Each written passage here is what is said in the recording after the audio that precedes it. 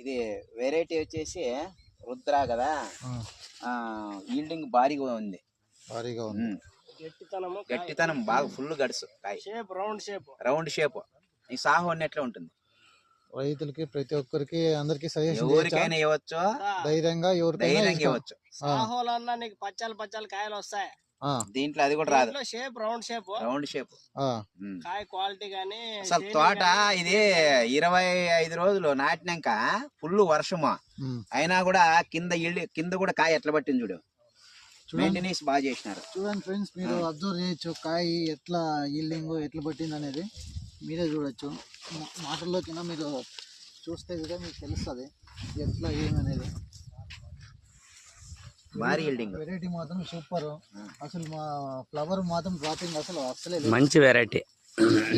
Kanakadhara company వారి రుద్ర. ఇది హైదరాబాద్ ఏరియాలో ఫుల్ ఫేమస్. హైదరాబాద్ ఏరియాలో ఫుల్ ఫేమస్ గా నడుస్తుంది.